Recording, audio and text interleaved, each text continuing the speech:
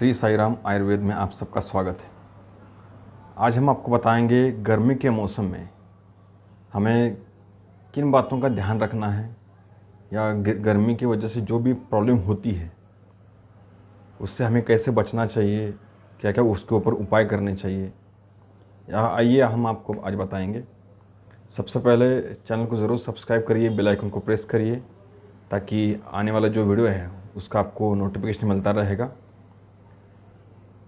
Summer season या गर्मी का जो सीज़न चालू हो जाता है उसमें लोगों को बहुत सारी परेशानी होती है।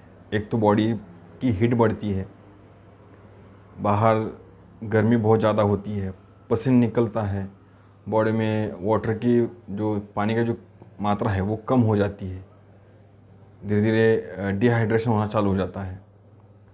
ब्लड वॉल्यूम यानी कि जो ब्लड की जो क्वांटिटी है, खून की जो क्वांटिटी होती है वो धीरे धीरे थोड़ी सी कम हो जाती है इस टाइम पे, क्योंकि वाटर जो होता है, पानी जो होता है वो शरीर से निकल जाता है।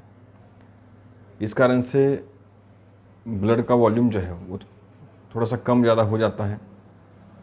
इसके अलावा लोगों को शरीर में हीट ज़्यादा बढ़ जाती है। खाने पीने में ऐसी चीज़ें खाने में आती है जैसे कि अचार पापड़, दही, कोल्ड ड्रिंक्स बहुत लोग लेते हैं इस टाइम पे। कोल्ड ड्रिंक्स में प्रिजर्वेटिव रहते हैं, सोडा रहता है बहुत सारा उसमें, जो आपके इंटेस्टाइन या पेट की जो अंदर की जो लेयर होती है उसमें प्रॉब्लम करती है। और इस समय पे, गर्मी के टाइम पे, हमारी जो जाठराग्नि होती है वो कम हो जाती है और ऊपर से हम लोग ज़्यादा तौर पे पानी ज़्यादा पीते हैं, तो इसका परिणाम आपकी जाठराग्नि पे होता है, वो धीरे धीरे कम होना स्टार्ट हो जाती है। इसलिए भूख कम लगना या पेट में गैस बनना, ये सब चीज़ें चालू हो जाती है। तो हमें ये सब चीज़ों के ऊपर ध्यान देते हुए कुछ ऐसी चीज़ें करनी चाहिए जो ताकि ये जो तकलीफ़ है ये ना हो। बहुत सारे लोगों को किडनी स्टोन की प्रॉब्लम हो जाती है। किडनी स्टोन का प्रॉब्लम होने का सबसे मेन कारण होता है वाटर रिटेंशन, मतलब वाटर जो है वो सफिशेंट क्वांटिटी में बॉडी में नहीं रहना, पेशाब कम होना।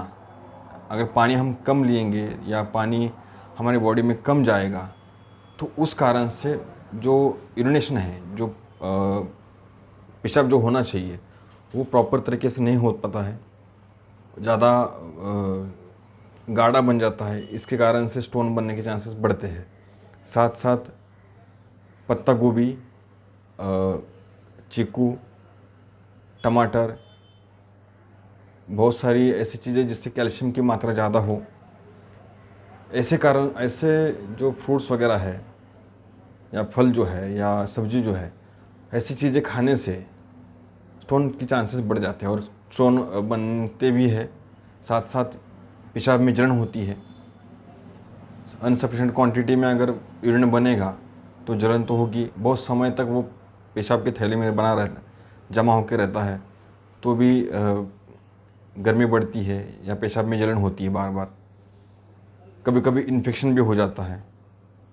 इसके अलावा आँखों से पानी आना, आँखों में जलन होना, बॉडी के ऊपर जलन होना। बहुत सारे लोगों को गर्मी के टाइम पे नाक से खून निकलता है, उसे हम आयुर्वेद में रक्त पित्त कहते हैं। जो गर्मी के कारण रक्त की जो वेसल्स होती है या जो प्रेशर एक बनता है बॉडी के अंदर, ब्लड के अंदर, हार्ट के ऊपर भी प्रेशर आता है उस टाइम पे, तो बॉडी क्या करती है कि कोई ऐसे वेसल्स है या आर्टरी या वेंस जो भी है, छोटे छोटे कैपिलरीज होती है, उसको ये कर देती है, कट कर देती है, वहाँ से ऑटोमेटिक ब्लड निकलता है। तो ये चीज़ें गर्मी के कारण भी होती है। नाक से खून निकलना ये सबसे कॉमन प्रॉब्लम होती है गर्मी के टाइम पे। साथ साथ लोगों को स्किन की प्रॉब्लम, स्किन में मेलानिन का जो स्तर होता है वो बढ़ जाता है। इसके कारण से बॉडी जो है वो ब्लैकिश या डार्क हो जाती है। डार्क सर्कल बन जाते हैं आँखों के नीचे।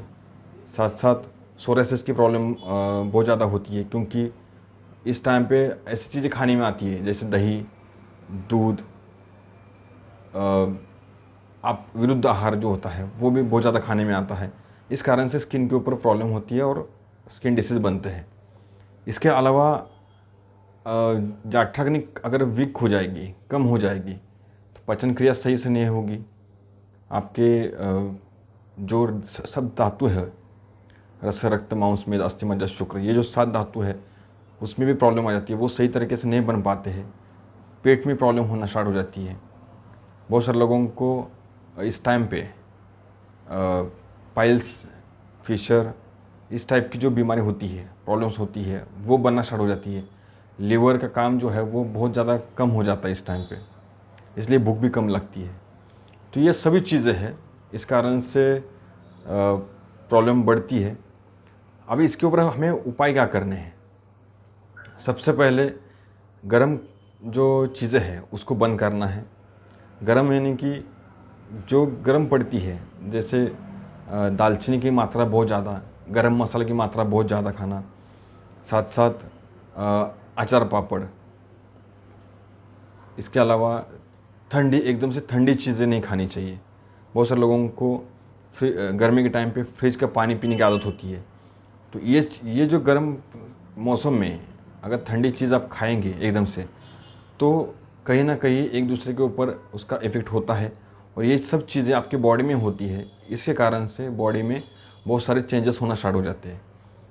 बहुत सारे लोगों को शीत पित्त का, जैसे हमने पिछली वीडियो में बताया था, शीत पित्त मतलब आर्टिक एरिया जैसा, गर्म और ठंडी चीज़ एक साथ आने की वजह से ये चीज़ें प्रॉब्लम होती है, इसलिए उसको शीत पित्त कहा जाता है। ऐसे भी प्रॉब्लम्स हो जाती है। साथ साथ खाना खाने के तुरंत बाद लोगों को आइसक्रीम खाने की या कोल्ड ड्रिंक्स लेने की आदत होती है, वो सबसे गंदी चीज़ है, वो नहीं करना चाहिए। इसके अलावा दिन में सोना नहीं चाहिए, रात में बहुत टाइम तक जगना नहीं चाहिए। इस कारण से भी आपके बॉडी के ऊपर बहुत बुरी तरीके से इफ़ेक्ट होता है। इसके अलावा खाने पीने में लिक्विड डाइट ज़्यादा होना चाहिए, फ्रूट्स ज़्यादा होने चाहिए, फ्रूट जूस, गन्ने का जूस, ऐसी चीज़ें बहुत सारी आनी चाहिए। कोकम सिरप होता है वो लेना चाहिए, आंवले का जूस है वो ले सकते हैं आप। इसके साथ साथ गुलाब जो होता है उसका हमारा गुलकंद कहते हैं एक प्रकार से, जिसमें प्रवाल मिश्रित होता है, प्रवाल भस्म उसमें ऐड होता है, तो वो चीज़ें सबसे ठंडी होती है गुलाब, तो वो भी हमें गर्मी के मौसम में लेना चाहिए। इसके ऊपर बॉडी की जो हीट है वो कम हो जाती है। आंवले का रस, आंवला कैंडी भी आजकल मिलता है, तो ये सब चीज़ें आप ले सकते हैं।